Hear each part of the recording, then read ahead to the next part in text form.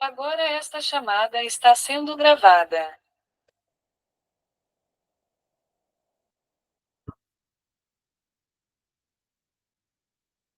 Então, agora sim, com a aula gravada, podemos iniciar a nossa segunda aula. Primeiramente, eu quero lembrar um pouco do que nós falamos na primeira aula. Quem lembra quais foram os temas principais, os pontos principais que nós falamos na aula passada? Vocês se recordam? Quais foram os três principais pontos que nós falamos na aula passada?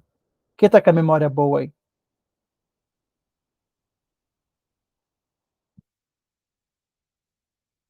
Irmão, só tem uma semana, pelo amor de Deus, vocês não esqueceram, não, né?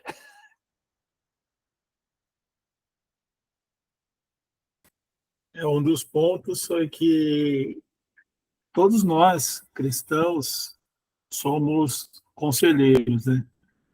E o aconselhamento Exato. cristão, ele é, ele é compartilhado entre cristãos, né? A partir do momento que eu dou um conselho para alguém que não é cristão, ele já não é um aconselhamento cristão, mas que todos nós somos conselheiros, todos nós temos essa dádiva, essa graça de Deus para aconselhar alguém.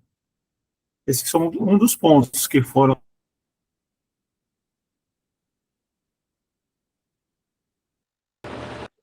Também me lembro de um ponto que foi que marcou, assim, que gravou no meu coração, que é sobre o que o aconselhamento cristão sempre vai ser baseado na palavra. Então, por isso é importante a gente estar se alimentando com a palavra para poder aconselhar. A gente precisa ter, né, esse conteúdo que é o Senhor que nos enche através da palavra de Deus. Amém. Dois pontos importantes. Tem alguns comentários aqui no chat também. A Aline também colocou que cristão aconselha cristão. E a Suzeli também colocou aqui a questão. Nossa, me fugiu a mente agora. Ela colocou e eu acabei esquecendo. Mas, Suzeli, pode repetir para nós aí, por favor? A palavra ela é fundamental para nós aconselhar, porque todo aconselhamento cristão ele tem que ser bíblico. Então, não é o que eu acho, não é o que eu penso, não é exatamente as minhas experiências. Muito obrigado, irmã Suzeli. A diferença entre aconselhar e evangelizar. Então, o nosso irmão Marcelo trouxe aqui que quando é um conselho entre dois cristãos, é um aconselhamento. Quando é entre um cristão e um não cristão, já não é aconselhamento. Por quê? Já passa a ser um pré-evangelismo ou um total evangelismo. É uma evangelização.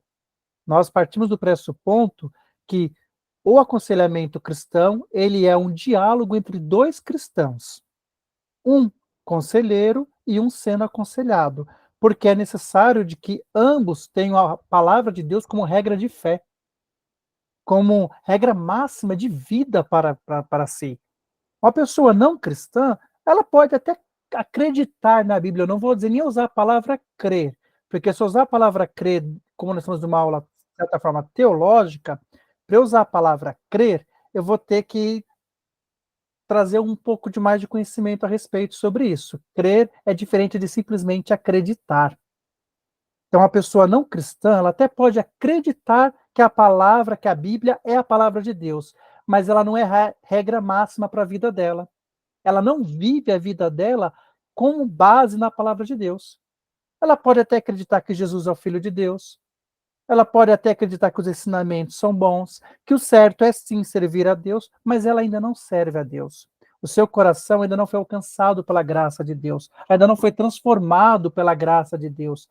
A palavra de Deus ainda não gerou nela um filho ou uma filha. Então ela ainda é aquela pessoa distante, que precisa primeiro ainda ouvir a palavra de forma evangelística para que ela reconheça Cristo, arrepende-se dos seus pecados, receba o perdão de Deus, passe a se tornar filho ou filha de Deus, como está em João capítulo 1, e só então nós conseguiremos partir para os conselhos bíblicos para essa pessoa. Então, acho que isso a gente falou bastante, acho que isso ficou bem claro, muito bem lembrado aqui por vocês. Nós falamos também sobre as diferenças entre o conselheiro e o terapeuta, né? A gente viu que existe familiaridade, mas existe uma principal diferença. e que a principal diferença é que o terapeuta ele tem o seu compromisso com as técnicas da ciência e da, da psicologia, enquanto o cristão tem seu compromisso com a palavra de Deus. Enquanto o terapeuta ele visa trazer o bem-estar do seu paciente, o conselheiro cristão, muitas das vezes, vai trazer uma palavra que vai de contra o seu bem-estar momentâneo, porque essa palavra vai confrontar o momento que ele está vivendo. Se for uma situação de pecado, essa palavra que vai vir contra, ela não vai trazer para ele bem-estar. Ela vai muitas das vezes trazer para ele até constrangimento, porque é isso que a palavra de Deus faz com nós. Ela nos constrange.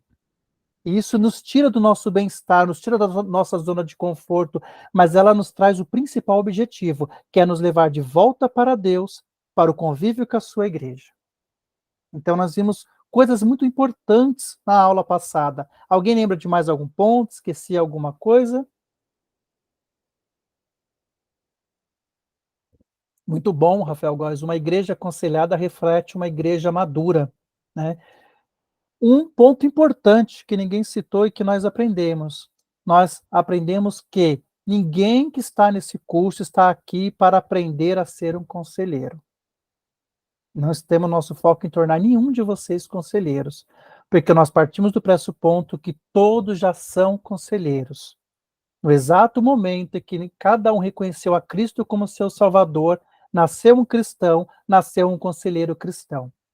O objetivo do curso é trazer ferramentas e conteúdos para que vocês possam aconselhar melhor, para que nós possamos aconselhar melhor, mas conselheiro todo cristão é. Então, o conselho não depende apenas do pastor, do líder, do presbítero, não. O conselheiro é todo. Como diz a palavra do Senhor, aconselhai uns aos outros. Nós lemos esse texto na semana passada. Então, muito bem, meus queridos. Hoje, nós vamos falar sobre sabedoria no aconselhamento. Nós vamos falar sobre sabedoria no aconselhamento. Nós vamos aprender uma coisa interessante. Qual é o propósito do aconselhamento? O que vocês acham? Alguém tem uma ideia de qual que é o propósito do aconselhamento? Quero ouvir vocês agora.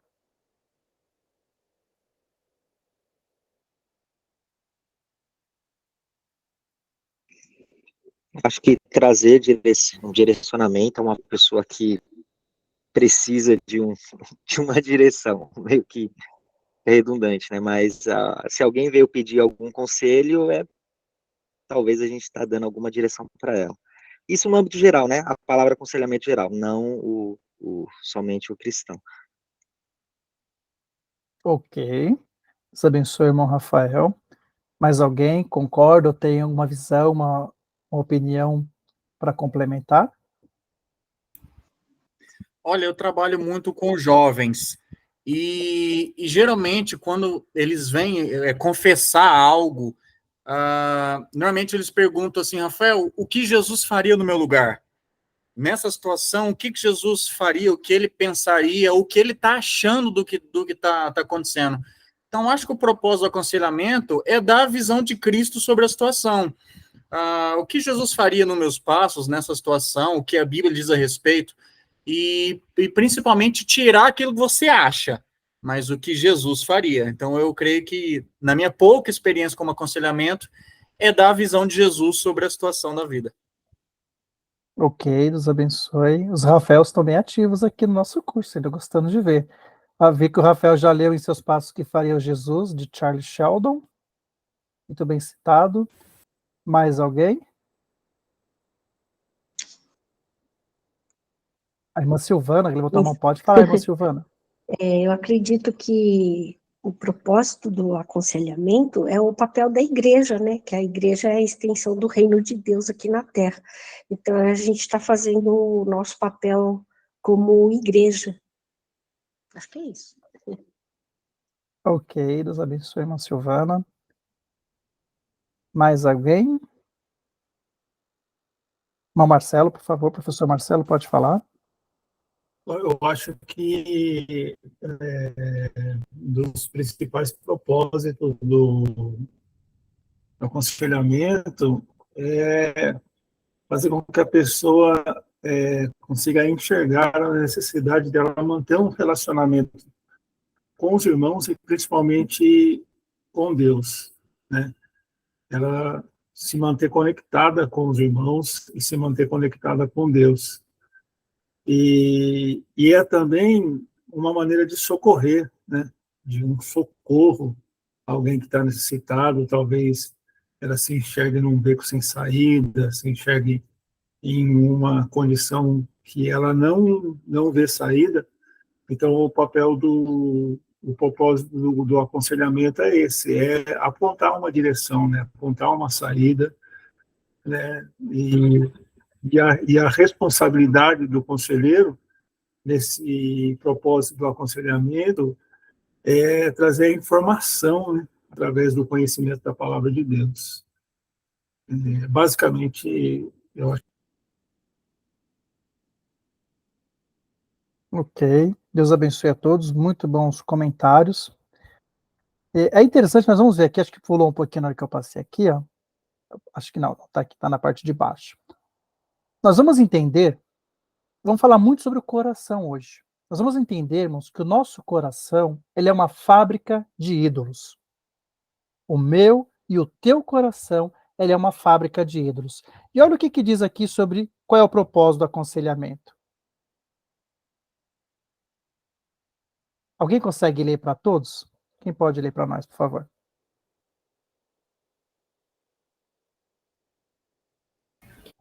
O propósito do aconselhamento cristão é nos transformar de tolos em sábios, segundo a vontade de Deus, plenamente revelada na sua palavra e em Jesus.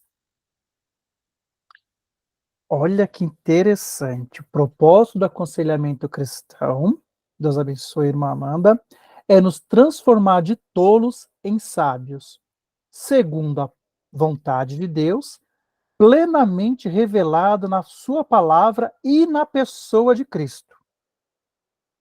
É interessante essa palavra aqui, tolos, porque a última coisa que um cristão se identifica é achar que ele é tolo. Fala, tolo eu? Não, mas como assim tolo? Como assim eu sou tolo? Como que nós somos tolos se nós já somos cristãos? Se nós já conhecemos a Cristo?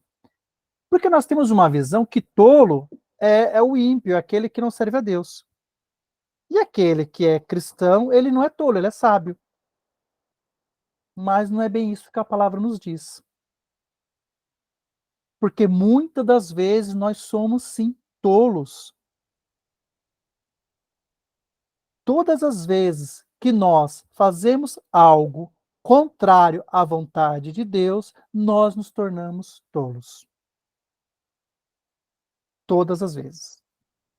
Não existe um momento que eu ou você façamos qualquer coisa que contraria a vontade de Deus e que a gente seja sábio. Então, sempre que nós fazemos algo que é contra a vontade de Deus, nós nos tornamos tolos. E como nós temos facilidade disso? Nós somos muito fáceis, nós somos presas fáceis em desobedecer à vontade de Deus. Isso porque a nossa natureza pecaminosa ainda está dentro de nós. Mas, irmão, nós não somos salvos por Cristo Jesus? Nós não fomos resgatados, libertos do pecado, estamos livres dessas algemas do pecado que nos condenavam ao inferno? Sim, nós estamos. Nós não somos mais escravos, mas o pecado ainda está em nós. Nós somos livres da ditadura do pecado, mas ainda não somos livres da existência do pecado em nossas vidas, porque ele faz parte de nossa natureza. Então a gente sempre vai ainda cometer pecados, infelizmente, a verdade é essa. Até que Jesus volte, ou até que ele nos leve para morar eternamente com ele, nós ainda estamos sujeitos às atitudes pecaminosas devido à natureza pecaminosa que está em nós. E nós somos tendenciosos a isso. Nós vamos entender que difícil para nós é fazer o bem, mas fácil para nós é praticar o mal. Nós lutamos muito para fazer o bem, e nós facilmente nós cometemos o mal. Então, o propósito do aconselhamento é nos transformar de tolos em sábios. É nos fazer voltar a cumprir a vontade de Deus. Fazer com que a vontade de Deus esteja presente em nosso coração. E as nossas atitudes sejam reflexos dessa presença em nosso coração. E aí sim a gente vai viver segundo a vontade de Deus, que está revelado na sua palavra, espelhado na pessoa de Cristo. Então, Jesus é o nosso norte, Jesus é a nossa referência, ele como 100% homem é a nossa referência de como vivemos nessa terra. Quem que eu devo seguir? Quem que eu devo copiar? Quem é o homem que eu posso olhar e falar, é assim que eu quero ser? É Jesus. A pessoa de Jesus.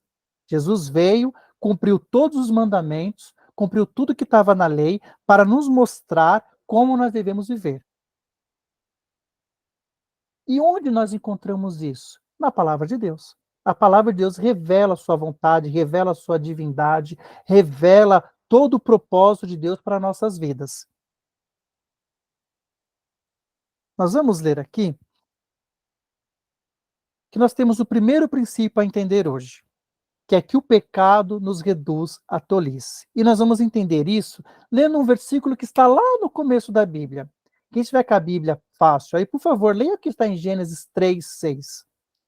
Quem puder achar para a gente, Gênesis 3:6. A gente vai entender como o pecado nos reduz à tolice, como nós somos facilmente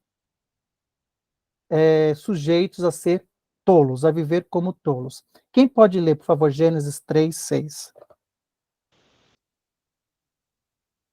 Quando a mulher viu que a árvore parecia agradável ao paladar, era atraente aos olhos e, além disso, desejável para dela se obter discernimento, tomou todo o seu fruto, comeu e o deu ao seu marido, que comeu também. Amém, Deus abençoe, Maline. Olha que interessante, nós lemos aqui, estamos falando de uma época onde o pecado ainda não habitava em nós, o pecado ainda não reinava na humanidade. Então aqui está citando aqui o prelúdio do primeiro pecado que aconteceu na Terra, que foi quando Adão e Eva desobedeceram ao Senhor. E por que eles desobedeceram ao Senhor? Porque eles olharam algo que eles queriam, que eles desejaram, que eles foram convencidos para o outro que não era a vontade de Deus, a palavra de Deus para a vida deles, e eles queriam aquilo e eles deram ouvido ao que eles queriam, ao que eles olharam, aquilo parecia bom, aquilo parecia bonito, aquilo parecia gostoso, eu quero isso. Deus disse não, mas eu quero. E eles, extremamente tolos, cederam a esse desejo, tomaram do fruto, comeram e o pecado entrou na humanidade. E eu estou falando, citando um momento onde não havia ainda as algemas do pecado sobre nossas vidas. Então eu lhe pergunto, se Adão e Eva, que eram seres puros, a perfeita imagem e semelhança de Deus criado na terra, foram tolos ao ponto de cometer o pecado, e eu e você? Que já nascemos na natureza pecaminosa, o quão tendenciosos nós somos a cometer pecado e viver uma vida de tolices. Isso nos prova que todos nós temos a síndrome de Adão. O que é a síndrome de Adão? A síndrome de Adão é olhar algo, eu desejar algo e eu atender a minha vontade. Todos nós temos a síndrome de Adão. Mas aquilo parece bom, mas Deus falou que não. Mas aquilo parece bom, aquilo parece gostoso, eu quero aquilo. Eu quero isso. É interessante que quantas das vezes nós cometemos os pecados que nós já vencemos. Sabe aquele pecado que você já venceu no passado? E aí passa um tempo, você cai nesse pecado de novo, e você fala assim, mas carne, eu já venci isso. Ô carne, por que você está me trazendo isso de novo? Se esse pecado eu já derrotei, esse pecado, ele já era do meu passado, por que ele voltou agora e voltou com tanta força? por que que eu fui tão estúpido em cometer o mesmo pecado que eu já tinha vencido ontem? Por conta da nossa natureza pecaminosa. É interessante que no livro de Provérbios, aqui está citando Provérbios, Provérbios ele traz duas palavras muito interessantes para o homem, que é o tolo e o sábio. E é interessante que para a mulher ele também traz duas palavras-chave, que é a prudente e a insensata. Você pode ler o livro de Provérbios todinho, a gente vai ver muito essas duas palavras, o sábio, o tolo, o sábio, o tolo, a prudente, a insensata. E no sábio e o tolo, qual que é a diferença? É que o tolo sempre ele cede à sua vontade. Ele sempre faz aquilo que ele quer fazer. E o sábio faz o quê? Sempre faz a vontade do Senhor. E é por isso que se cumpre essa palavra quando nós fazemos a vontade do Senhor, que o princípio da sabedoria qual que é? É o temor ao Senhor. Então, porque eu temo ao Senhor, eu obedeço ao Senhor. Porque eu temo a esse Deus, eu obedeço a esse Deus. Então eu renuncio à minha vontade para fazer a vontade desse Deus, e aí sim eu sou sábio. Vocês estão compreendendo? Alguém quer comentar ou perguntar alguma coisa antes de nós prosseguirmos?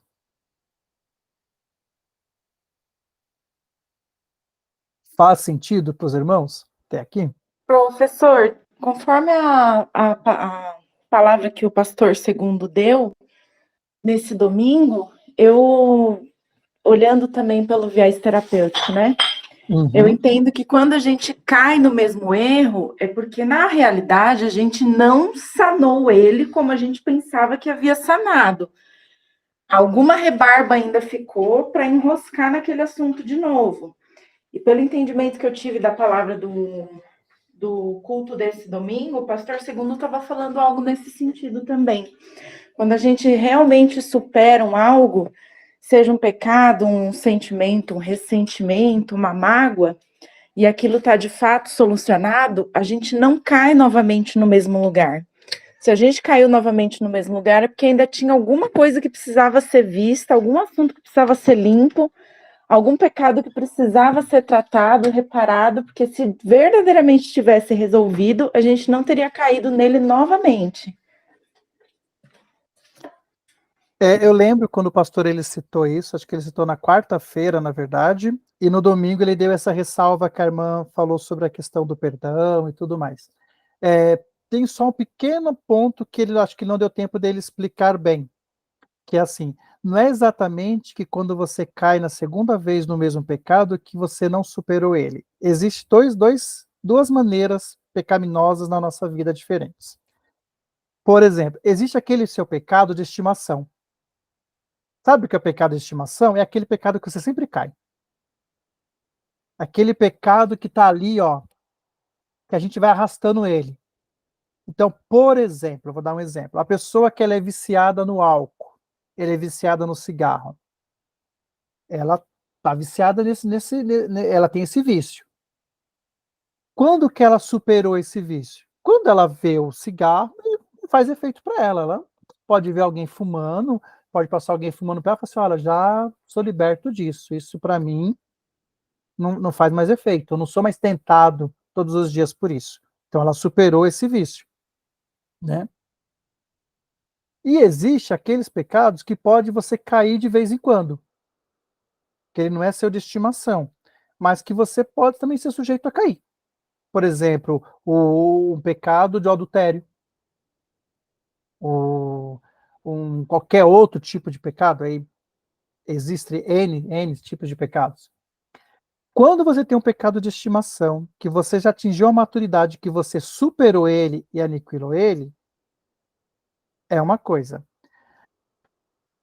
Agora, quando você tem um pecado que você cometeu esporadicamente, a pessoa ela caiu em fornicação, ela caiu em adultério, aconteceu, ela passou por aquela situação, ela não aconteceu mais, ela retorna para Deus, ela já superou, já passou 2, 3 anos, ela está bem, ela está casada, ela está super bem, ela já está resolvida isso. Mas não quer dizer que ela está livre disso acontecer de novo. Por quê? Porque a natureza que nos faz cometer todo e qualquer pecado não está dentro de nós. Se nós não vigiarmos, nós podemos voltar a cometer esse pecado novamente. Então, é isso sim que ele quis dizer. Então, você já venceu isso, no sentido que ele falou domingo agora, é a questão da dor. A pessoa me causou uma mágoa para mim. Se eu realmente liberei o perdão, se aquela ferida ela não me dói mais, eu vou olhar para o meu braço, vou ver ali a cicatriz. Cicatriz não dói. Quando eu vejo uma cicatriz, eu vou lembrar que aquilo um dia foi uma ferida. Aquilo um dia me doeu. Hoje, eu lembro que me doeu, mas não me dói mais. Eu não vou olhar mais para aquilo e falar assim, ai, que dor. Não, eu já liberei o perdão. Então, se eu liberei o perdão, aquela situação toda que eu vivi no passado, que me magoou muito, que me maltratou muito, que me machucou muito, hoje ela é só uma lembrança de algo que não me machuca mais.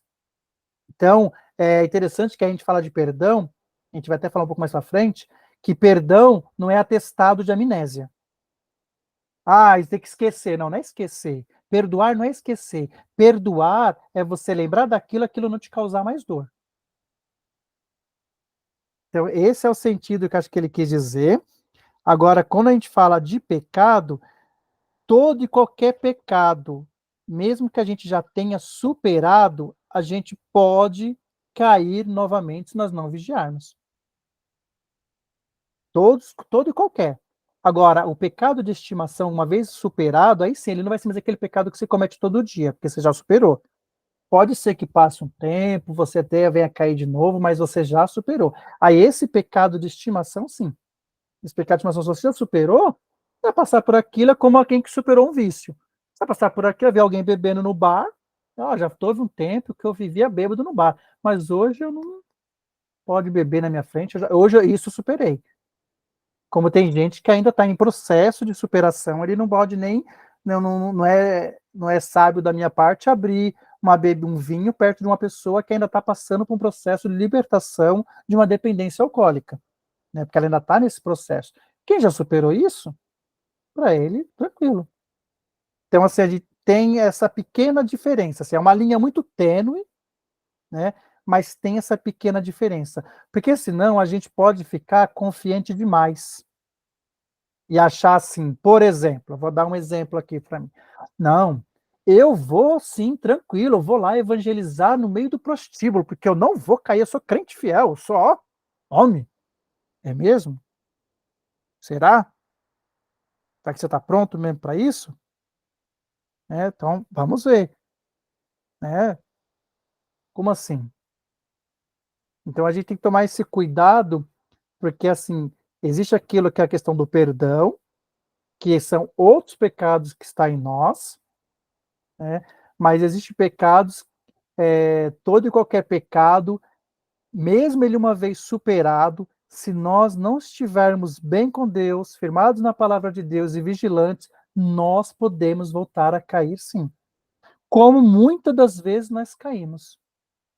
Então, assim, eu não estou aqui discordando do que o pastor ensinou, eu lembro que eu estava na quarta-feira quando ele ensinou, e eu concordo com tudo que ele falou, mas eu estou assim, dando essa abertura um pouco maior para a gente assim, não se sentir confiante demais.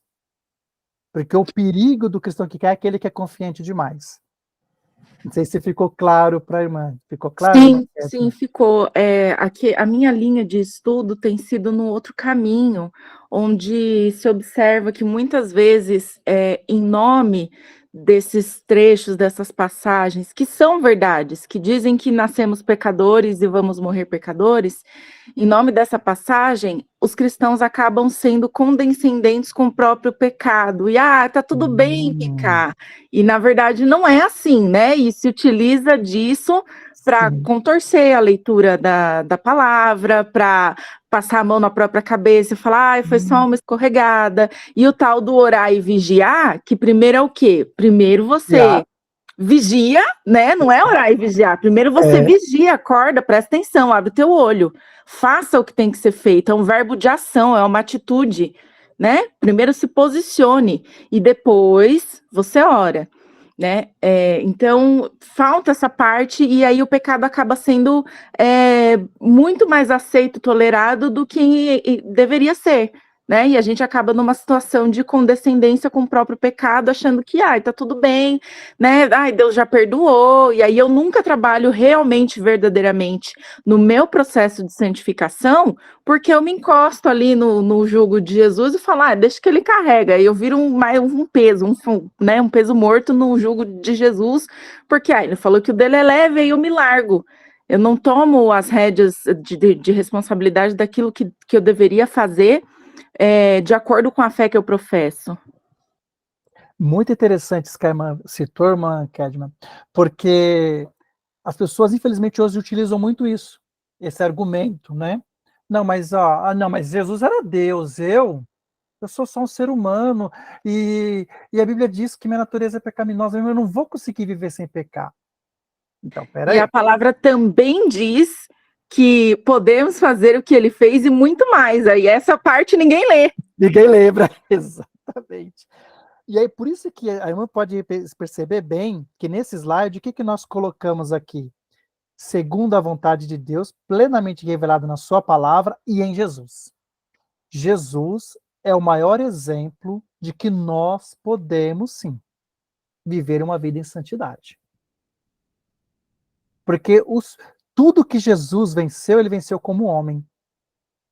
Quando a Bíblia diz que ele abre mão de sua glória, olha só, Jesus abre mão de sua glória, ele nasce aqui como homem, e ele vive como homem, e ele luta como homem. Porque, irmãos, por que vocês acham que Jesus orava tanto? Por que Jesus jejuava tanto, se ele era Deus? Não é uma pergunta um pouco estranha? Por que ele orava tanto se ele era Deus? Por que ele jejuava tanto se ele era Deus? Irmão, só para nos dar exemplo. Não, senhor. Não era só para nos dar exemplo, não. É porque ele estava aqui como homem, sujeito às mesmas dores, às mesmas aflições e às mesmas tentações que eu e você. Era 100% Deus? Sim, mas também era 100% homem. Então, para ele se manter um homem santo, ele precisava orar e jejuar. Olha que interessante. Vocês já repararam que muitas situações, aí tem uma tese que é minha, tá? Tese minha. Um dia eu fui defender uma tese no mestrado, uma tese minha, que todos os milagres que Jesus fez, ele não fez pelo seu próprio poder, ele fez pelo poder do Espírito Santo. É uma tese minha, tá? Então, por favor, irmãos, tese minha, tá? Que agora entra um ponto meu. Vocês repararam que várias situações, quando Jesus fazia um milagre, ele falava assim, Pai, graças te dou. Ele agradecia a Deus pelo milagre. Quando Jesus ressuscita Lázaro e várias outras situações, ele tem essa oração, que ele agradece ao Pai pelo que aconteceu, pelo aquele milagre que aconteceu. Porque ele mostra que ele estava aqui como 100% homem. O Filho de Deus encarnado. Mas ele abriu mão da sua glória e viveu como 100% homem. Olha que interessante isso. Quem abriu o microfone e quer comentar, por favor, fica à vontade.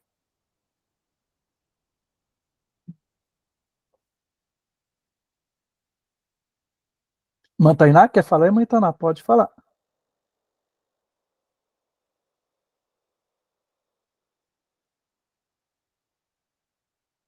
Não? Então, tá bom. Então, vamos seguir aqui. Amém, irmã. Tudo bem. E é interessante que, falando de Jesus, quando Jesus ele sofre as tentações no deserto, ele foi de fato tentado, irmãos. Tem pessoas que, e no nosso ensino que a nossa irmã Kedman nos trouxe, que assim, não, mas Jesus venceu lá Satanás porque ele era Deus, porque ele era Jesus. Não, ele foi tentado, aquela tentação foi real. Foi real para ele. Ele foi tentado em usar o seu poder, ele foi tentado naquilo que ele poderia ser tentado. Logicamente que ele não foi tentado ali em cometer um adultério. Jesus não cairia no adultério. Diante da situação que ele estava ali. Ele não foi tentado no que eu ou você talvez é tentado. Ele foi tentado no que ele poderia fazer. Ele foi tentado. E ele não cedeu. Irmão Rafael Alves, pode falar, irmão. Só para resumir bastante, nós temos aprendido, como a irmã Kedman disse, gente, é possível vencer, é possível conseguir, até porque Deus não disse na sua palavra assim, irmãos, sejam imortais, porque eu sou imortal. Não dá. Deus não disse assim, seja onipotente, porque eu sou onipotente. Não, mas Deus disse assim, sede santos, porque eu sou santo. Então, é possível conseguir. Uma vez a gente aconselhou um rapaz, e ele falou assim, Rafael, eu gosto de beber, eu gosto, mas por amor a Jesus, eu deixo. Então, assim, essa é a verdadeira conversão, é você ser sincero, esse pecado eu gosto de fazer isso aqui, eu gosto, não é ruim, mas por amor a Jesus eu deixo. E é possível, Jesus deixou claro que é possível conseguir. Quando a gente estava no Exército Brasileiro, no Exército tem muito essa frase, gente, o preço da liberdade é uma eterna vigilância. É difícil você ser livre, assim como é difícil você ser livre das mãos do diabo, é muito difícil. E depois você consegue, o preço da liberdade é uma vigilância, o tempo inteiro. Todos nós estamos possíveis a cair, se praticar da primeira vez ou a 30ª vez. É possível cair, mas é possível vencer. É possível ser santo, é possível superar, e com Cristo isso se tornou ainda mais real, né? Deus abençoe. Amém, Deus abençoe. Então, complementando, é lógico, é óbvio que nós não conseguiremos, enquanto estivermos nessa terra, tá? Enquanto estivermos neste corpo, sermos santos 100% da nossa vida. Isso é óbvio, porque o nosso corpo ainda é limitado. Nós vamos ler um texto mais na frente que vai nos provar isso, vai nos mostrar isso. Mas a queda, os momentos que nós desobedecemos a Deus, eles têm que ser exceção e não uma via de regra. Porque uma via de regra ele era antes, quando nós éramos escravos do pecado. Agora nós lutaremos contra o pecado todos os dias, todos os momentos, e quando nós caímos em qualquer pecado, isso vai nos trazer tristeza, deve nos trazer tristeza, porque nós estamos cometendo algo contra o nosso Deus, contra o nosso Salvador, contra o nosso Libertador. E é por isso que isso me causa tristeza, e é por isso que eu me arrependo, e eu peço perdão a Deus novamente por ter cometido. É diferente de antes, que eu fazia isso não me causava dor, tristeza, não me causava nada, para mim só me causava satisfação em satisfazer os meus desejos e a minha carne. Então, quando o cristão ele ainda está vivendo dessa forma, ou pensando dessa forma, é porque ele ainda precisa compreender o que é realmente a vontade de Deus para a vida dele, e o que de fato é conversão, como o nosso irmão Rafael citou.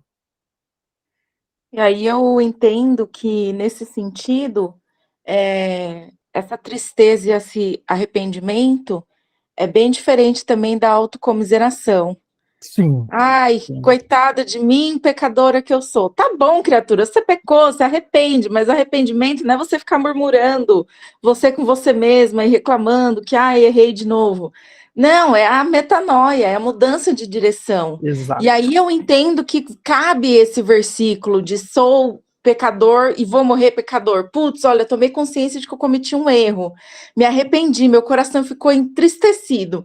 Me quebrantei diante do Senhor num momento ali. Ponto final, é um momento, não é para eu viver remoendo aquela culpa uma vida inteira, porque daí eu me torno um vaso inútil também para a obra do Senhor. Eu preciso estar inteira para ter a minha valia enquanto ser criado. E eu vou ser muito mais útil se, ok, eu mudo a rota, vivo ali um processo de metanoia e novamente sou reconduzida aos caminhos de Deus, aos braços do Pai, para que eu possa usar esse momento de queda como testemunho para a honra e glória dele. Exato. Muito bom. Deus abençoe. Então, seguindo aqui, então nós vamos entender o quê? Que a tolice tornou o nosso coração uma fábrica de ídolos. Nós podemos ver isso em Salmo 53:1 e em Romanos 1, do 18 ao 25. Quem pode ler, abre por favor, quem puder, o Salmo 53:1. Nós vamos entender um pouquinho sobre essa questão que o nosso coração, aqui a tolice, essa tolice, estado de tolice, ele torna o nosso coração uma fábrica de ídolos.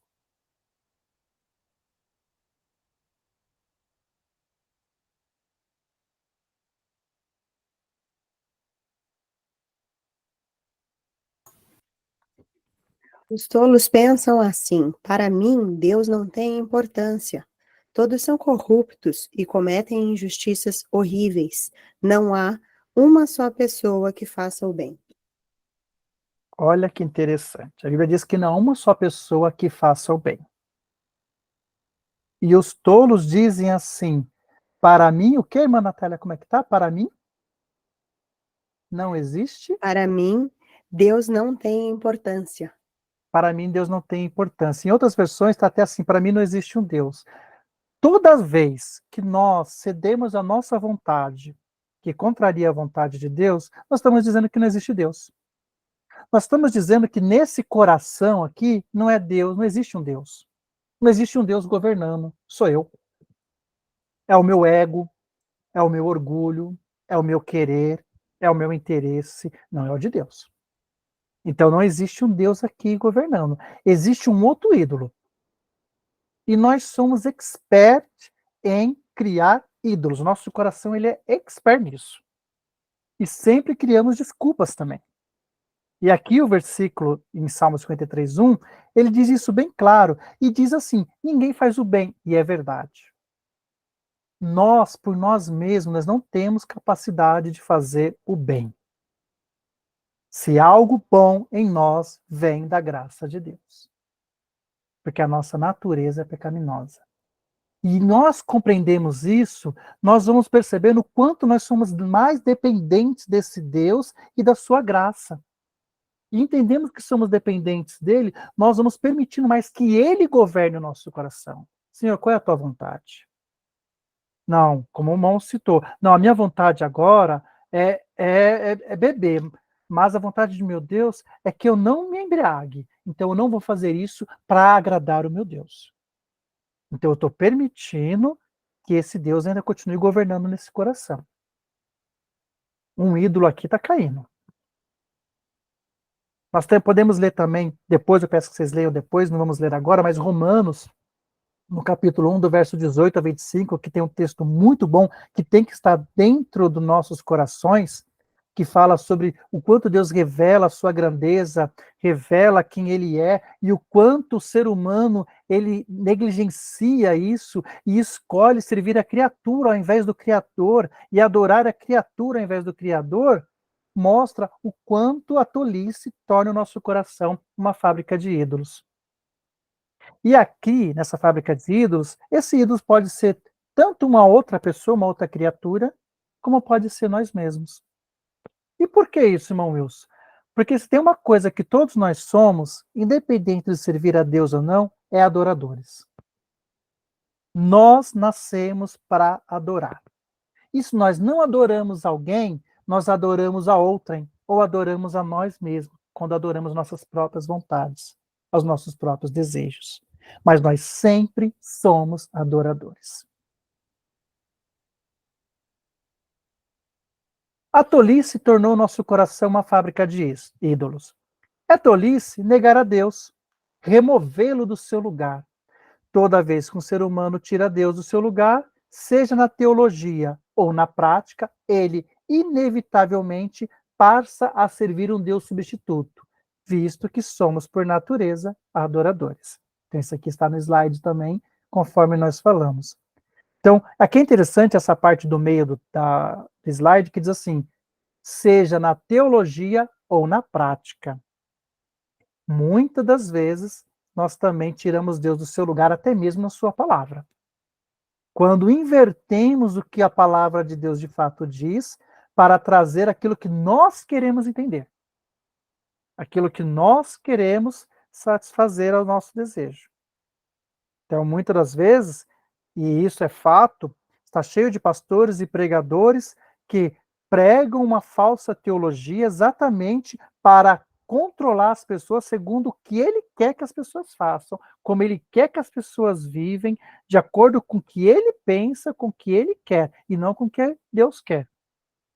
E muitas vezes fazemos isso também nós mesmos quando lemos a palavra de Deus, ou quando ouvimos pregações e não queremos entender o que realmente Deus está dizendo. Porque nós estamos tão perdidos em nossos próprios pecados que nós queremos fazer a palavra se adaptar a nós, ao invés de nós nos adaptarmos à palavra de Deus.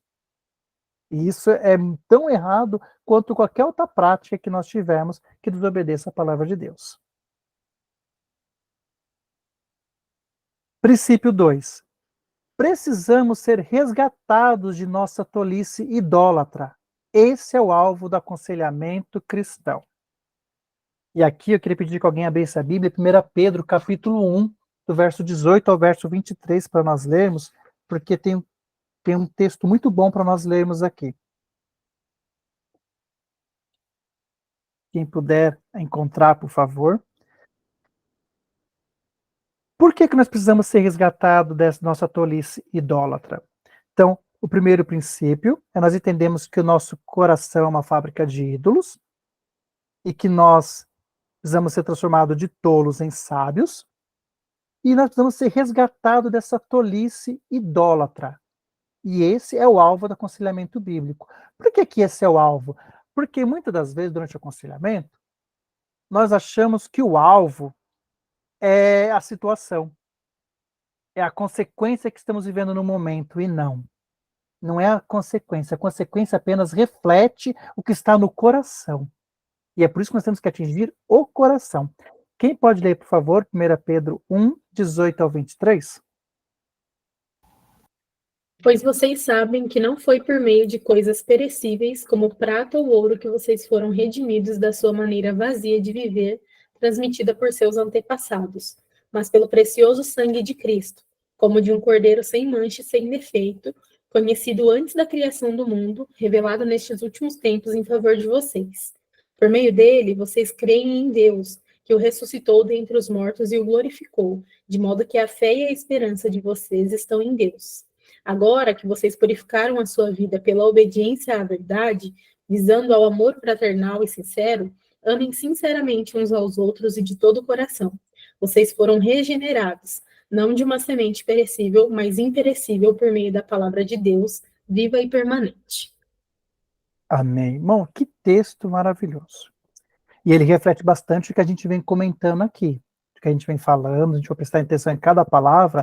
Então, Cristo já pagou o preço por nós, já nos resgatou dessa nossa natureza pecaminosa, essa escravidão que o pecado nos colocava, dessa situação de escravidão. Cristo já nos resgatou para nós vivermos de uma maneira diferente. E aqui, quando nós falamos que precisamos ser resgatados, eu vou dar um exemplo para os irmãos.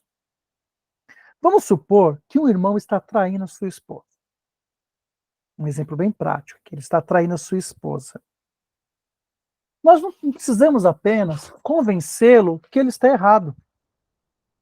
Porque até ele já sabe que ele está errado. Se ele é um crente em Jesus, ele já sabe que o que ele está fazendo é errado. Ok? Estamos todos de acordo, né? Mas nós precisamos entender o que está lá dentro, qual que é o alvo, por que ele está fazendo isso.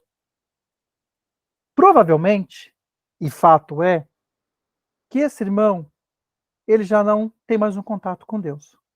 Ele já não ora mais. Ele já não lê mais a Bíblia. Ele já não faz mais os seus devocionais com Deus. Ele já se afastou de Deus e por isso já desrespeita a Deus e por consequência desrespeita a sua esposa, traindo os seus próprios princípios, traindo a sua esposa, cometendo um adultério. Vocês concordam com isso? Então, apenas eu dizer para ele que o que ele está fazendo é errado, ele já sabe o que é errado. Então, eu não tenho que preocupar em trabalhar para mudar a consequência. Não, você trair, você não pode trair mais. Não, peraí. Ô, meu irmão, como é que está a sua vida com Deus? Você tem orado? Ô, irmão, faz tempo que eu não oro, viu? Você vai ver, você vai começar a ver qual foi a última vez que ele participou do culto. Você tem prestado atenção na palavra que está sendo ministrada no culto? Eu coloquei aqui, a atenção do ato já tem tempo. É algo que vai indo. A pessoa vai decaindo. A palavra do Senhor diz que um abismo chama outro abismo. Então, nós como cristãos Se nós começamos a deixar de fazer os nossos devocionais, aí depois começamos a deixar de fazer as nossas orações, deixamos a leitura da palavra de Deus de lado, começamos a deixar de frequentar a igreja do Senhor, estar em comunhão com os irmãos, participar dos cultos. Irmãos, o nosso coração, que é a nossa natureza pecaminosa, que está todos os dias lutando contra nós para nos derrubar e fazer a gente ceder aos nossos próprios desejos egoístas, ela só vai se crescer dentro de nós. Como é que nós vamos ter forças de lutar contra os pecados e os desejos pecaminosos do nosso coração, dessa fábrica de ídolo que é o nosso coração, se nós não estamos nos alimentando o nosso espírito? É uma guerra desigual. E aí, quando a pessoa ela chega a cometer um pecado, quer seja de adultério ou outro pecado, o foco não é o adultério. O foco não tem que ser a pornografia. O foco é como está o seu coração. Vamos tentar entender como é que está esse coração. Esse coração já está distante de Deus há muito tempo. Nós precisamos resgatar esse coração de novo para Deus, através da palavra de Deus, para que Deus volte a fazer morada nesse coração, para aí sim essa pessoa ter forças e condições de conseguir renunciar a esse pecado. Então, não é simplesmente mudança de atitudes. A mudança de atitudes, mesmo que sejam religiosas, ela por si só, ela não trará cura, ela não trará restauração. Será apenas atitude por atitude. Uma hora ou outra, ele vai conseguir seguir nas mesmas atitudes.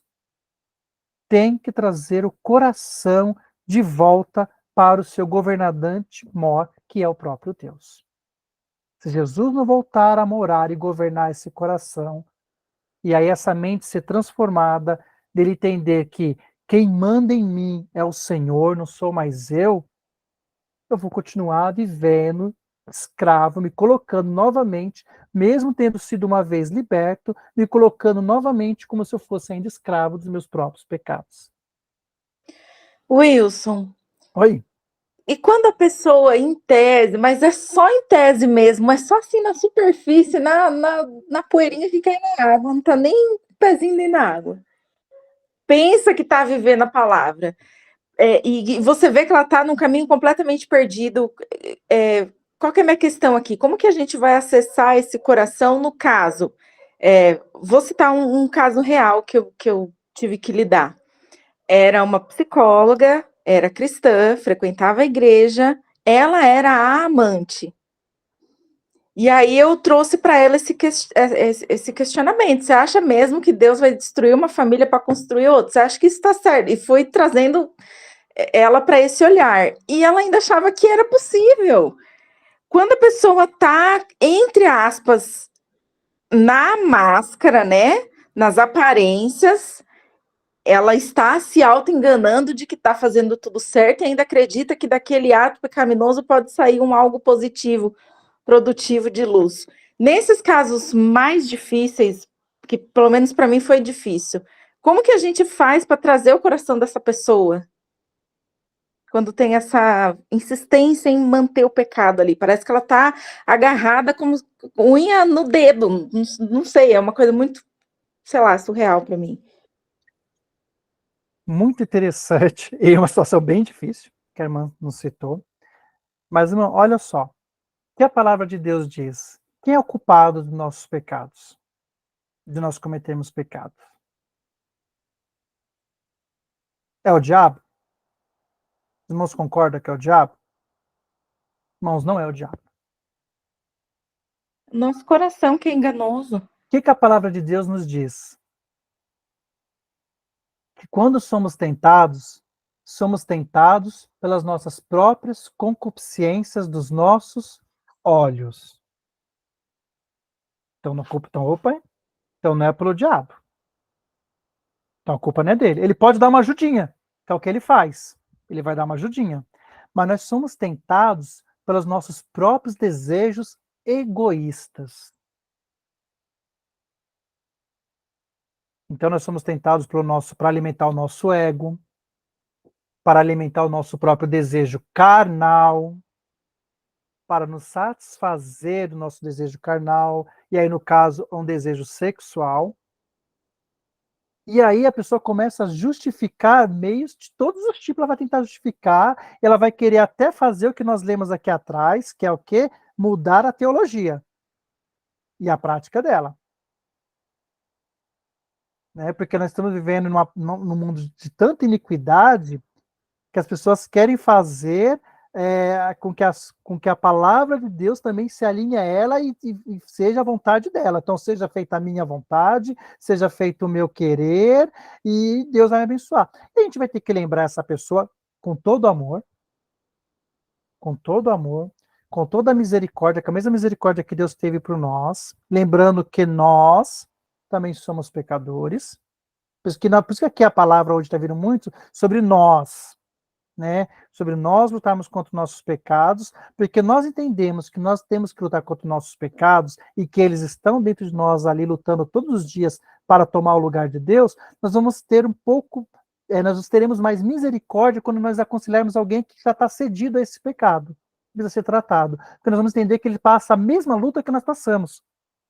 Então, numa sala de aconselhamento, existem dois cristãos, mas existe um pecado a ser tratado, mas existem dois pecadores.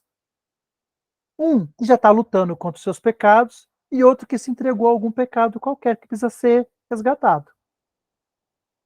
Então, ninguém aqui é melhor do que ninguém. Todos nós somos pecadores. Nós vamos lembrar essa pessoa. Olha, a palavra de Deus diz que o adultério é pecado. A palavra de Deus diz que o casamento é para o homem e a mulher até que a morte os separe. E que a palavra de Deus diz que nós não devemos que ceder aos nossos desejos, mas nós temos que negar aos nossos desejos. Aquele que quer seguir a mim, negue-se a si mesmo, tome a sua cruz e siga-me. O que é o tomar a minha cruz? Muitas pessoas pensam assim, a minha cruz é meu filho que me dá trabalho, a minha cruz é meu marido que é alcoólatra, a minha cruz é... Não, a minha cruz são os meus pecados. A sua cruz é os seus pecados. O que Jesus levou na cruz? Todos os nossos pecados. E para seguirmos a ele, nós temos que pegar o nosso eu. O que o meu eu quer? O que o meu eu deseja? Condiz com a vontade de Deus ou é contra a vontade de Deus? Condiz com a palavra de Deus ou é contra a palavra de Deus? Se é contra, tem que pegar ele, jogar para cima da cruz, negar ele e seguir a Jesus. E a gente vai ter que dizer isso para essa pessoa com todo amor. Olha, minha irmã, o que a irmã acha que Deus pensa de fazer isso? Da irmã tomar essa decisão. A irmã acha que Deus concorda, que a palavra de Deus concorda com o que a irmã quer fazer? Ah, irmã, eu acho que eu não estou fazendo nada errado. A irmã acha que a palavra de Deus concorda com o que a irmã quer fazer? Qual parte da palavra de Deus a irmã se baseia para tomar essa atitude? Você começa a fazer questionamento que a pessoa não vai ter resposta para justificar. Ela vai parar... que a palavra diz que adultério é pecado. A palavra diz que se com o nosso olho a gente olhar para a mulher do próximo, aí pode ser o homem também da próxima, né? Aqui é só o gênero aqui é só apenas para exemplificar. E eu cobiçar, eu já estou em adultério. Se a irmã deseja tanto esse homem que não é teu marido, a irmã já parou para pensar que a irmã está em adultério?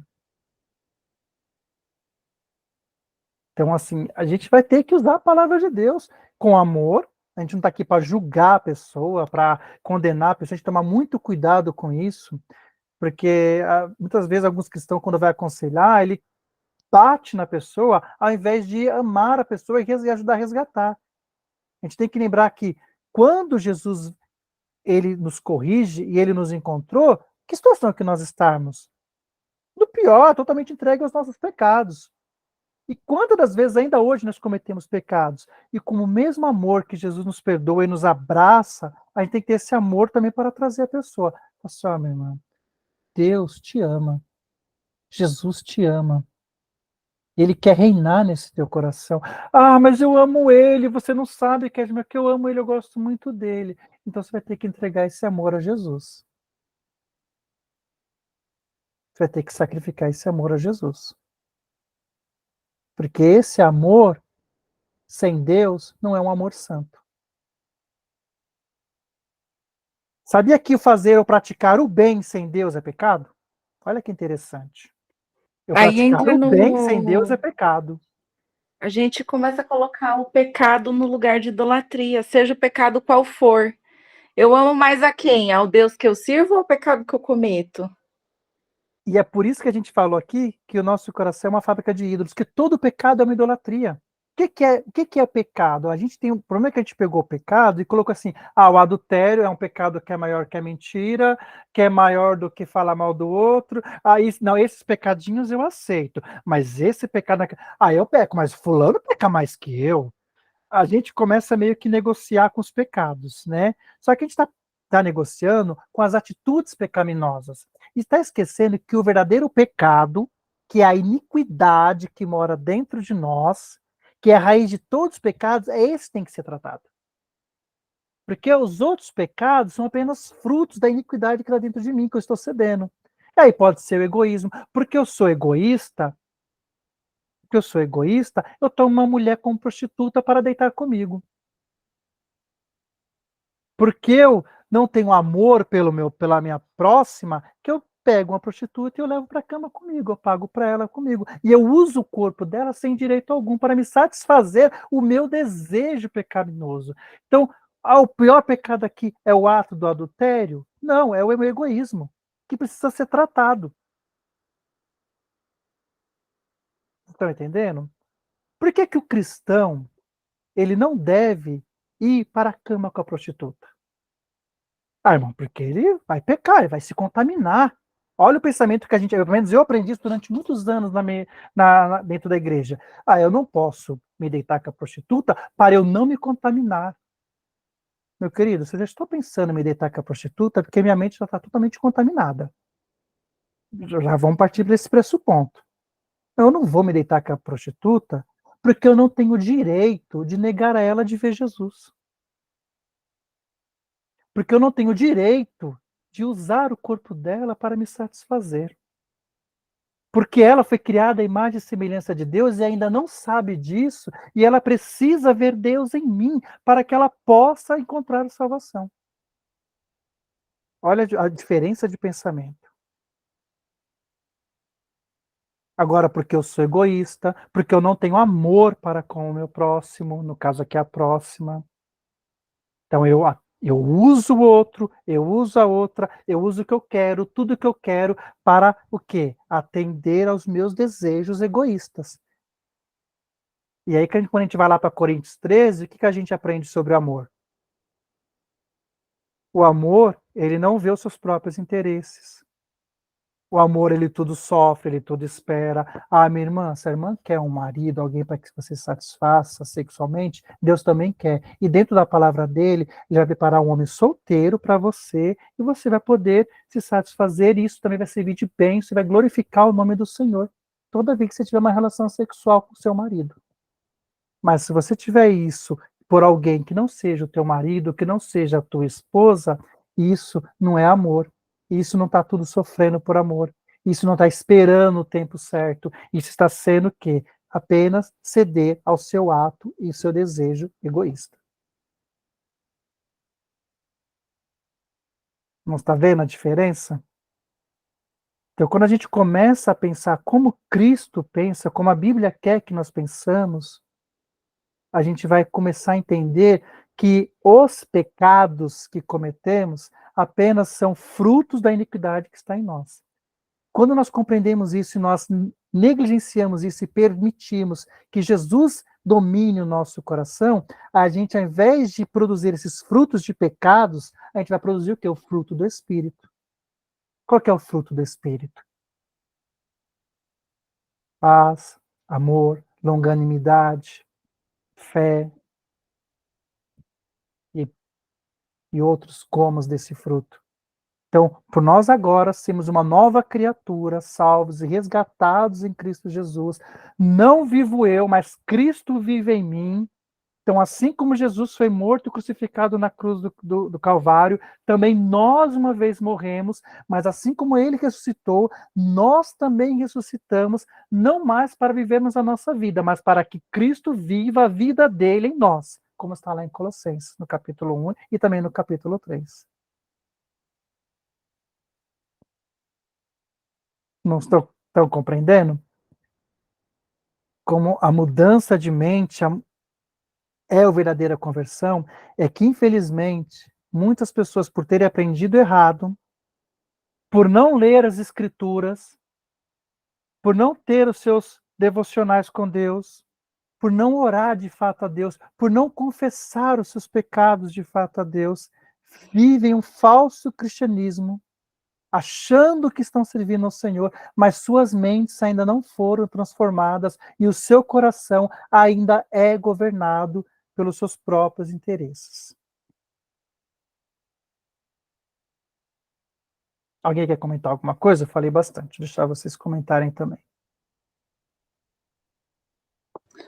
Em Cristo não existe o eu. Se nós somos corpo e uma célula está doente, o corpo todo está doente. Então, o pecado do meu próximo é o meu pecado também. Em algum nível, em algum assunto, em alguma coisa, quando a gente se depara com o pecado de um irmão, é importante a gente avaliar onde eu também adultero. Não necessariamente eu adultere como ela, mas aonde que eu também adultero? Será que eu estou lendo um texto aqui bíblico enviesado para que eu me sinta confortável de agir de determinada maneira? Isso é uma adulteração da palavra. Enfim, tanto pela via teológica quanto pela via terapêutica, eu venho percebido isso, que todos nós temos todos os pecados, todos nós temos todos os defeitos, todos nós temos todos de tudo. E somos corpo. Uma célula que se cura ajuda a outra a se curar. Uma célula que está contaminada tem o potencial de contaminar a outra. Daí o vigiar e orai, né? O interessante que a irmã falou sobre todos os pecados, irmãos, nenhum de nós está livre de cometer qualquer pecado que seja. E é por isso que nós temos que ter essa humildade de entender que o meu irmão e a minha irmã sofrem as mesmas lutas diárias que eu sofro. Eu sofro as mesmas lutas diárias que o Marcelo sofre, que o Rafael sofre, que a propósito já vou dar a palavra para ele. Todos nós sofremos a mesma luta. Qual é a mesma luta? Lutar contra os nossos pecados todos os dias, por amor e gratidão ao nosso Deus. Só que, talvez, para o irmão Marcelo, seja muito fácil ele não cair no pecado de pornografia. Talvez para o irmão Rafael isso seja uma luta ainda. Talvez para mim seja tranquilo não cair no pecado de me embriagar. Mas talvez para a irmã Amanda isso ainda é algo difícil. Então, cada um vai ter aquilo que é mais tendencioso a cair e cometer, e aquilo ser manifestado, o seu pecado, o ídolo que está no seu coração. Mas todos nós, todos os dias, lutamos contra os nossos pecados. E nós temos que ter essa mente, essa compreensão, para nós, quando conversarmos com nossos irmãos em aconselhamento, nós temos o quê? Misericórdia e graça. Amor. Saber que essa pessoa ela está lutando. Nós já tem uma frase, o pastor Bruno fala muito isso. O que é o evangelho? O evangelho é dois mendigos. Um já encontrou onde tem pão, onde alimentar a sua fome. O outro ainda está precisando de pão para se alimentar. Aquele que já encontrou, ele vai apresentar para o outro a fonte de onde é que tem esse pão. Mas os dois são mendigos. Assim somos nós somos pecadores. Só que uns já encontraram aonde encontrar a regeneração, a cura, a salvação, e está vivendo em santidade. Outro ainda está passando esse processo, ou naquele momento está por esse processo. E aquele que está bem vai ajudar o outro. Por isso que a Bíblia diz, é bom que ande sempre dois, porque se um cair, o outro levanta. O outro não abate, o outro não julga, o outro não termina de tacar a pedra, não, o outro levanta.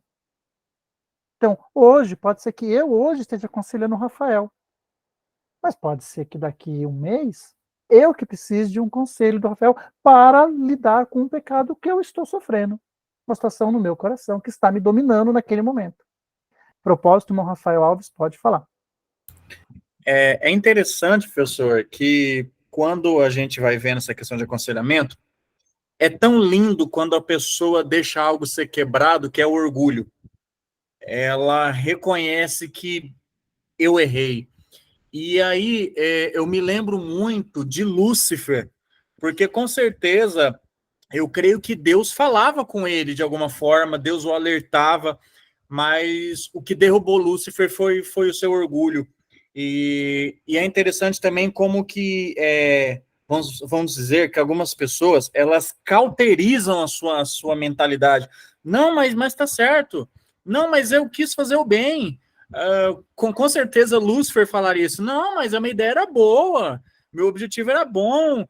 Mas quando a pessoa cai em si e cai o orgulho, é onde que a Bíblia ela tem o efeito na vida da pessoa e ela reconhece, eu preciso de Jesus. É lindo você ver quando a pessoa olha para Cristo e se vê, porque o principal objetivo da palavra é mostrar Jesus para mim e me mostrar diante de Jesus quem eu sou. Assim, que se depender de mim, como falou Isaías, eu sou um trapo de imundície, eu não tenho nada. E quando cai o orgulho, você reconhece, aí eu creio que a cura começa, né? E o principal objetivo do aconselhamento, eu creio que esse também é curar. Não é só passar um pano. Não, irmão, vamos fazer uma oraçãozinha aqui e tá tudo certo, e daqui a pouco você cai de novo. Não, é curar. E para curar, o orgulho tem que cair, reconhecer verdadeiramente que você precisa de cura, que isso vai te matar, isso vai matar outras pessoas, mas é lindo quando cai o orgulho e você reconhece que Cristo é o que você precisa. É um dos efeitos bonitos de se ver no aconselhamento. Amém. E é interessante que o orgulho ele é a raiz de vários outros pecados, né? Pecados. Porque, como eu falo, tem os pecados, que são as atitudes que nós cometemos, mas tem a iniquidade, que é a raiz de todos os pecados. E é interessante que falou sobre que acha que está fazendo bem, e eu falei aqui que até o bem sem Deus é pecado. Como assim, irmão Wilson? O bem sem Deus é pecado. Vou dar um exemplo bem claro. Quem lembra do rei Saul? Todos conhecem a história do rei Saul, né? Certo momento, Deus dá a palavra e fala para o rei Saul: você vai lutar, pegar o seu exército, você vai invadir a cidade, você vai matar todo mundo, não tome nada para si. Destrói tudo, queima tudo. O que o rei Saul faz? Separa aquilo que ele acha que é bom, né? Poupa alguns animais, ainda faz um holocausto para Deus, que ele acha que está fazendo algo muito bom, né? Oferece um sacrifício para Deus. Quando Samuel chega, fala só, o que está acontecendo aqui? Então eu vou resumir bem, tá, irmãos? Quem quiser depois ler a história, porque vamos pregar isso aqui agora, não. O que está acontecendo aqui? Não, mas eu fiz um bem, olha, eu resgatei isso aqui e eu estou oferecendo um holocausto, Senhor, um sacrifício a Deus. Você acha que Deus se alegra demais do seu sacrifício do que obedeça a sua palavra? Então, até o bem sem Deus, irmãos, é pecado. Então, o que é pecado? Tudo aquilo que contraria a vontade de Deus. Qual é a vontade de Deus? O que Deus quer que eu faça? O que a palavra de Deus diz para eu fazer? A irmã Silvana colocou aí, o próprio Espírito Santo nos convence dos pecados, porque não temos nada de bom em nós mesmos. Exatamente, o próprio Espírito Santo nos convence. É interessante que ele sempre nos alerta. Mas aqui nós, como conselheiros, nós estamos neste momento o quê? Para lembrar a pessoa, olha, irmão, você já foi resgatado. Existe um Deus através da pessoa do Espírito Santo que mora dentro de nós,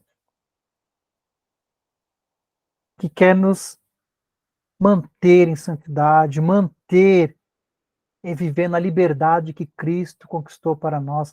E aqui é um processo, irmão. O Rafael até deu um exemplo sobre uma simples oração, e não é, irmãos. Vai ter casos de aconselhamento, talvez em um momento só você vai aconselhar, que a pessoa ela já se arrependeu, ela já confessou, e você vai orar com ela, vai aconselhar ele, ela já vai, amém, vai voltar a servir ao Senhor e vai ser uma bênção. Vai ter casos que você vai acompanhar por uma semana, por um mês, por um ano. Cada caso vai ser um caso. Não tenha pressa em resolver a situação. O mais importante, lembre, nós até citamos isso na aula passada, o mais importante é que o nosso conselho seja bíblico, pautado na palavra de Deus, crendo que dentro do aconselhamento são 2 pecadores, são 2 cristãos, um conselheiro, um sendo aconselhado, e quem opera o convencimento é o Espírito Santo que está atuando. Nós temos que crer que durante o processo de aconselhamento, se estamos usando a palavra de Deus, aconselhando segundo a tua palavra, a tua vontade, o Espírito Santo, que é o próprio Deus, está trabalhando no coração da pessoa, e é ele quem está convencendo ela da situação de pecado, dessa situação de tolice, para que ela reconheça e ela retorne ao caminho do Senhor. Não somos nós.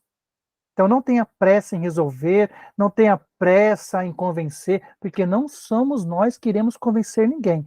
É o Espírito Santo. O mesmo Espírito que um dia nos convenceu é quem irá convencer a pessoa. O mesmo Espírito que nos convence quando nós estamos fora da vontade de Deus, é esse mesmo Espírito que irá convencer a pessoa. Não é nós, com a nossa eloquência, com o nosso dinamismo, com o nosso carisma. Irmãos, não é.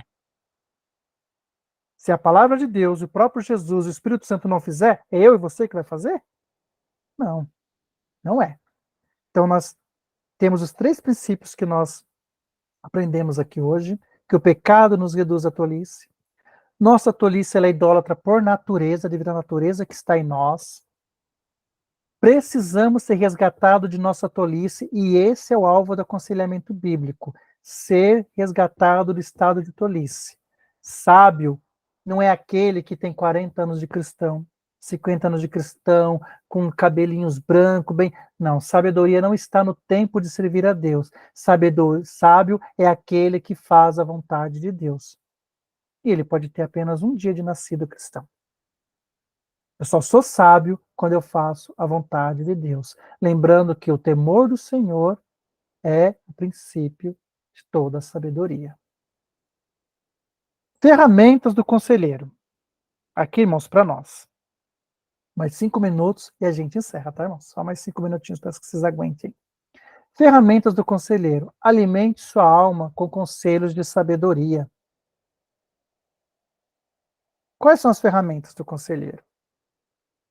Todo conselheiro, leia a Bíblia para compreender sua mensagem com regularidade. Irmãos, nós não podemos ser cristãos que não leem mais a Bíblia. Precisamos ser cristãos que leiam a Bíblia todos os dias.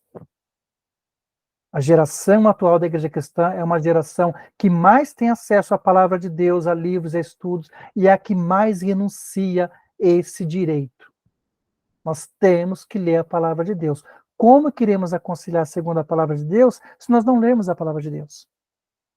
Né? Tem como um mecânico ele consertar um carro se ele não tiver estudado antes?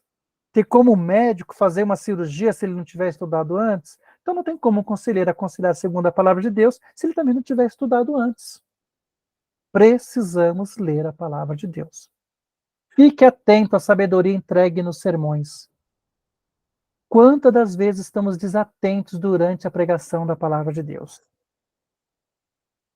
E é muito fácil, é para conversar, é para atender o celular, é para ir no banheiro, é tantas coisas que eu vou até parar de dar exemplo. Irmãos, devemos ficar atentos à sabedoria que está sendo entregue durante a ministração da palavra de Deus nos nossos cultos. Porque Deus está falando. E muitas das vezes pérolas vêm para nós e sempre vêm e passa. Não porque o pregador, o pastor não ministrou bem a palavra de Deus, porque nós estávamos com nossos ouvidos atados para ouvir, porque a nossa mente está longe, nosso pensamento estava longe, e não estava ali entregue a ouvir a palavra de Deus. temos muito desprezado os momentos das palavras de Deus. Converse com diferentes tipos de pessoas sábias em várias fases da vida diferente. Pessoas mais idosas, pessoas mais jovens, que como eu citei aqui, não é porque a pessoa é mais jovem que ela não é sábia. Tem muitos jovens que são mais sábios do que muitos irmãos que têm 50 anos de igreja.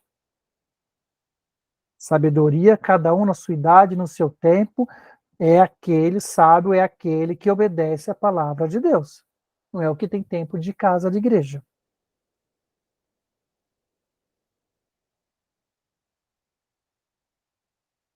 Vou deixar aqui uma dica de um livro para nós, que é o livro Gotas de Sabedoria da Alma. Esse livro aqui do Hernandes Dias Lopes. Irmãos, é um livro pequeno, muito bom. Então fica uma dica, não é uma leitura obrigatória, ninguém vai obrigar a que leiam durante o curso, mas é um livro que nós indicamos que leia, que é o Gotas de Sabedoria para a Alma. Esse livro é muito bom. Tem muita coisa boa a ser extraída aqui, principalmente para nós que pensamos e temos já a mente que nós somos conselheiros e queremos aconselhar cada vez mais nossos irmãos. Nossa irmã aqui colocou que já tem um livro, muito bom. Agora, dicas que eu vou dar sobre como a gente iniciar o aconselhamento com a pessoa. Irmãos, perguntas básicas, para independente de qual é a situação, qual é o pecado a ser tratado, a situação que a pessoa está passando, perguntas básicas. Como está você e Deus? Uma pergunta básica.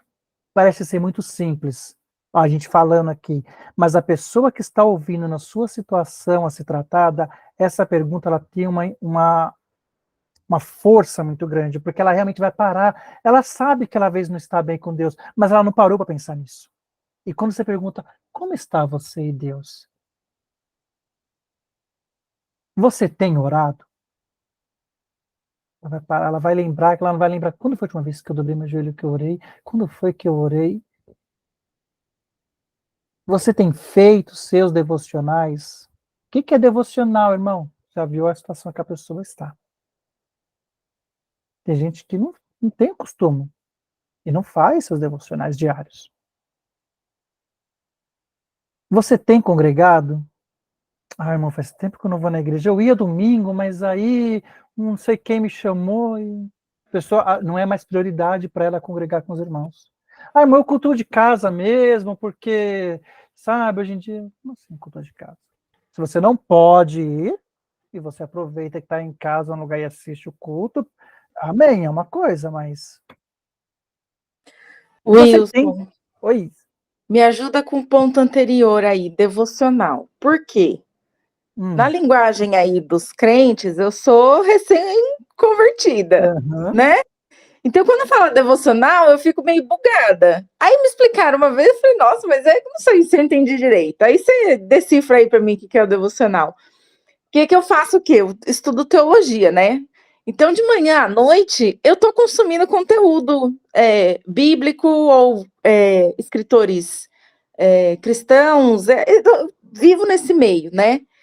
E aí eu fiquei com dificuldade de entender o que seria um devocional, se eu tenho que fazer uma coisa à parte, porque eu já estou estudando a palavra. Então, será que é um negócio diferente que eu tenho que fazer? Eu não sei, fiquei meio perdida aí. Define para mim, por favor. Entendi. Tem uma diferença sim, irmã. Eu vou ser bem rápido, mas se você quiser depois da aula, a gente pode continuar conversando, até porque a gente não vai ter muito tempo. Mas assim, qual é a diferença de quando eu estou estudando para teologia, quando eu estou estudando para preparar essa aula, que eu estou lendo a Bíblia está falando comigo, e quando eu faço o meu devocional? O meu devocional é algo entre eu e Deus, independente de qualquer situação. Então eu vou tirar um momento, possa ser de manhã, possa ser antes de dormir. Geralmente o mais indicado é de manhã, porque nós estamos descansados, tá? Mas não tem um horário específico para isso. É um momento em que eu vou tirar todos os dias para eu e meu Deus. Então eu vou orar a Deus, eu vou ler um trecho da Escritura, que seja um capítulo, que seja. E se eu não entender, eu vou ler ele 3, 4 vezes, eu vou ler, vou apresentar as minhas petições a Deus, eu vou ver o que Deus fala comigo através daquela passagem. Qual lição eu extrair para a minha vida hoje? Então aí Aí eu falo assim, mas não, quando eu estou estudando para teologia, eu estou extraindo um monte de lição. Tá, mas você está com um foco de teórico de conhecimento. E não realmente o que é seu entre você e Deus para você, independente disso. Independente de você fazer teologia, independente de eu trabalhar, independente de qualquer coisa, é o momento meu e Deus. Assim como eu tiro um momento para conversar com a minha esposa, um momento para conversar com meus filhos, como é que você está? Tudo bem? O que você precisa hoje? O que eu posso te ajudar hoje? O que eu Estaria preciso que mais você faça relacionado para à mim hoje? experiência? Exatamente, é o momento seu com Deus. Então você vai falar assim, Senhor, você vai orar a Deus, preciso que o Senhor fale comigo agora. O que o Senhor tem a me dizer? O que o Senhor tem a me ensinar hoje? E aí você vai escolher um texto bíblico. Você pode, de repente, pegar um livro da Bíblia, vamos exemplo, vou fazer o livro de Filipenses. Cada dia vai ser um capítulo. Pega o capítulo primeiro até o último capítulo, cada dia. Independente de eu fazer um estudo mais aprofundado desse livro, vai ser apenas para eu trazer uma lição diária para a minha vida do que Deus tem para me dizer hoje, através do texto sagrado. Então você vai orar a Deus, tem um momento que você conversa com Deus, e Deus vai conversar com você através da sua palavra. Então é um diálogo entre você e Deus, totalmente independente do estudo que você faz para a faculdade teológica, ou do estudo que você faz porque você vai apresentar uma aula de EBD, que Deus também vai falar com você, logicamente, mas não é só com você, ele vai falar para você, para aquele estudo, para aquilo que você vai apresentar. Agora, o devocional é algo seu e Deus. São momentos que nós estamos alimentando o nosso espírito diariamente com a palavra de Deus, e estamos orando a Deus, e dessa forma nós estamos alimentando o nosso espírito, fortalecendo ele diariamente. Porque durante todo o dia a gente tem muitas coisas que alimentam a nossa carne. A gente come, a gente bebe, a gente brinca, a gente se diverte, a gente assiste televisão, a gente trabalha, a gente faz muita coisa que é para a nossa vida, que é para nós mesmos. E o nosso relacionamento com Deus para alimentar o nosso espírito? Então a gente precisa disso para que isso seja um equilíbrio de a gente ter forças diárias de viver a nossa vida. Muitos cristãos não vivem mais, não conseguem mais ter uma vida de vigilância e santidade com Deus, porque ele não tem mais sua prática dele com Deus. Ele, às vezes, está na igreja, ele, às vezes, até é um pastor, é um pregador, é um professor de escola bíblica dominical, é um líder de célula. Ele faz tanta atividade, mas aquilo se tornou um ativismo para ele. Ele vive num ativismo. Ele faz um monte de coisa para o ativismo, vivendo até uma falsa espiritualidade, muitas das vezes. Porque ele mesmo e Deus já não tem mais um momento de qualidade, se eu posso assim dizer. Não sei se ficou claro, mas a gente pode conversar depois, para não tomar muito tempo aqui dos demais. Tá ótimo, muito obrigada. Quem mais levantou? Acho que o Rafael levantou a mão para comentar alguma coisa.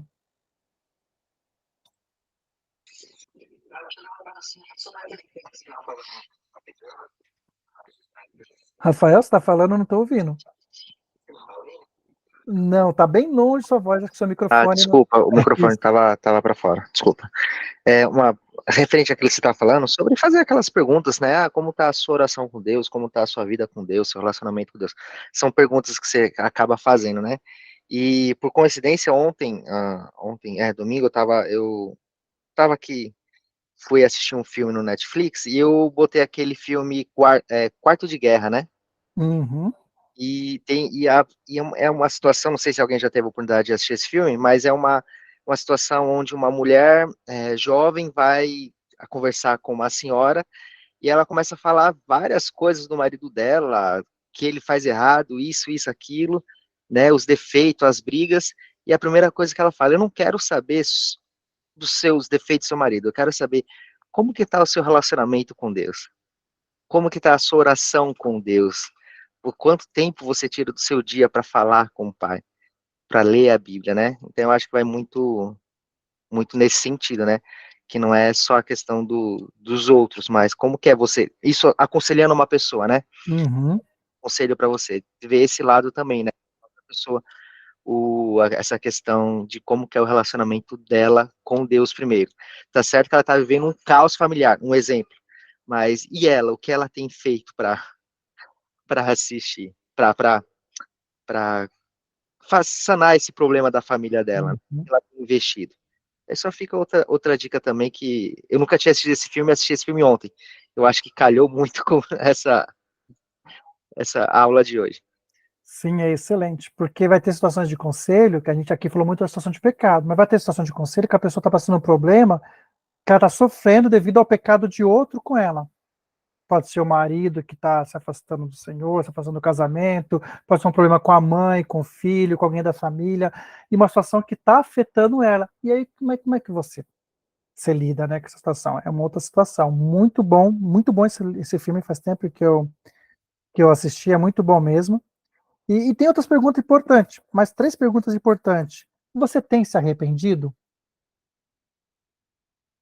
Que às vezes a pessoa ainda não se arrependeu. Vai chegar situações que a pessoa está com o coração arrependido e uns que ela ainda não se arrependeu. Você acha que Deus está aqui agora? Irmãos, quando a gente está em situação de pecado, qualquer pecado, pode ser o mais simples, bobinho, aí meio que a gente esquece que Deus está perto da gente. Isso é todo ser humano, é eu, é você, qualquer um de nós. A gente meio que é como se Deus estivesse lá na igreja, né? Não, lá no templo. Não, Deus está aqui agora. Aí você fala para a pessoa, você acredita que Deus está aqui agora, participando de nossa conversa? Você acha que isso glorifica a Deus? Irmãos, parecem perguntas simples, mas são perguntas que você vai fazer com que a pessoa se abra. E lembra que nenhum conselho, a gente vai aprender mais para frente, a gente vai falar menos e ouvir mais. A gente vai aprender isso mais para frente, tá? Vai ter mais aulas para isso. Mas por hoje, meus queridos, eu encerro aqui. Peço perdão até porque passei um pouco da aula.